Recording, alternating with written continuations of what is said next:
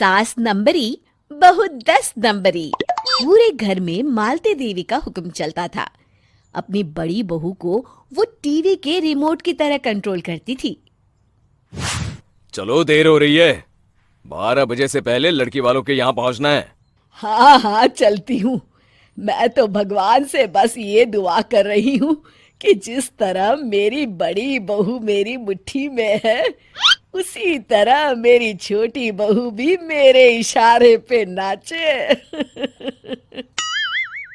अरे भगवान, भला इस घर में किसकी हिम्मत है जो तुम्हारे खिलाफ जाने की हिमाकत करे। इस तरह मालती देवी अपने छोटे बेटे की भी शादी कर देती हैं। मालती की छोटी बहू फैशन डिजाइनर का कोर्स करके आई थी। उसका सपना था कि शादी के बाद वो अपना खुद का बुटीक खोले। एक दिन, क्या बात है छोटी, तू तो एक से बढ़कर एक डिजाइन बना लेती है। इसमें कौन सी बड़ी बात है दीदी? आप चाहे तो मैं आपको भी सिखा सकती हूँ। हाँ, फिर हम दोनों मिलकर एक बुटीक खोल लेंगे। लेकिन दीदी, उसके लिए तो बहुत पैसे लगेंगे। हाँ तो क्या हुआ, पैसे माँ जी से ले लेंगे। हाँ हाँ, मेरे पास तो पैसों का पेड़ है ना, तोड़ के तुम दोनों को दे दूंगी। मेरी एक बात अच्छी तरह समझ लो, मैं तुम दोनों को एक ढेला भी नहीं देने वाली। बड़ी आई बुटीक खोलने वाली। ये आप क्या कह रही हैं माँ जी? आप हमारी मदद नहीं करेंगी तो कौन करेगा?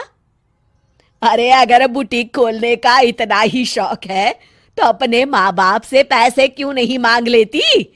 मेरे पैसों पर क्यों आंख गड़ाए बैठी हो तुम दोनों? इस तरह अपने इरादे स्पष्ट करके मालती देवी वहां से चली जाती है। अरे ये क्या दीदी, माँ जी तो साफ मुकर गई। अब हम क्या करेंगे? तू चिंता मत कर, बुटीक तो खुल के ही रहेगा।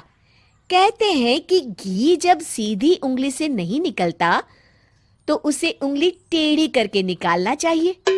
माँ जी अपने आप को समझती क्या है? पूरी सोसाइटी जानती है कि माँ जी ने अपनी सास को घर से निकालकर उनकी दौलत पर कब्जा कर लिया है। हाँ दीदी, अब तो जैसे को तैसा करना पड़ेगा। फिर दोनों बहुएं मिलकर एक साजिश रचती हैं। एक दिन, अरे नालायक, जरा ठीक तरह से पैर दबा, बिल्कुल मजा नहीं आ रहा। खाने पीने में तो कोई कसर नहीं छोड़ती। तभी वहां बड़ी बहू हाथ में एक फॉर्म लेकर आती है। माँ जी, आपके लिए एक खुशखबरी है। सरकार सभी बुजुर्गों को हर महीने 10,000 रुपये पेंशन देने वाली है। अरे ये क्या कह रही है तू? क्या सच में मुझे हर महीने घर बैठे 10,000 रुपये मिलेंगे? हाँ माँ जी, दीदी सच कह रही है। कल टीवी न्यूज में इस बारे में बता रहे थे। बस आप ये फॉर्म पढ़ के इसे भर दीजिए और अपने दस्तखत कर दीजिए। मैं इन्हें ले जाकर जमा करवा देती हूँ। अरे नालायक, बड़ी कामचोर है तू। इस बुढ़ापे में कहाँ तुम मुझसे फार्म भरवा रही है? खुद ही भर ले, मैं दस्तखत कर देती हूँ।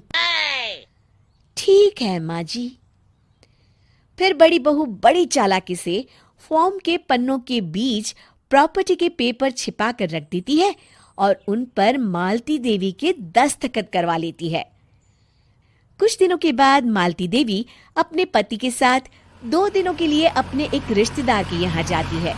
दूसरी तरफ दोनों बहुएं पूरे घर पर अपना कब्जा कर लेती हैं। मालती देवी जब अपने रिश्तेदार के यहाँ से लौटती हैं, तब अपने कमरे में ताला लगा देख आग बबूला हो जाती है। अरे नालायको, मेरे कमरे में इतना बड़ा ताला किसने लगाया है? माँ जी, ये कमरा तो मैंने अपने बेटे रोहन को दे दिया है और आज से आप बाहर कोने में जो छोटा कमरा बना है ना, वहां रहेंगी। अच्छा, मैं उस सड़ेले कमरे में रहूंगी है? तेरी ये कहने की हिम्मत भी कैसे हुई?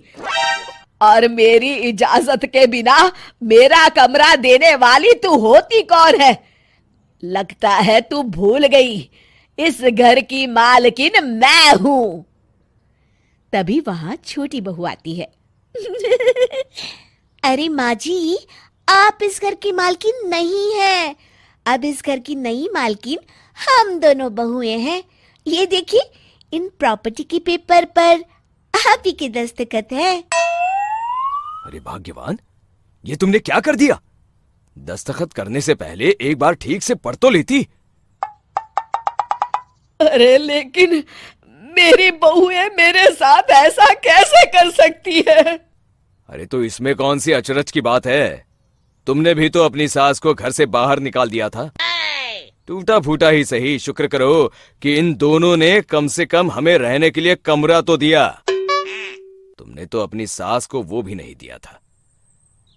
आज समझ में आया, जैसी करनी वैसी भरनी।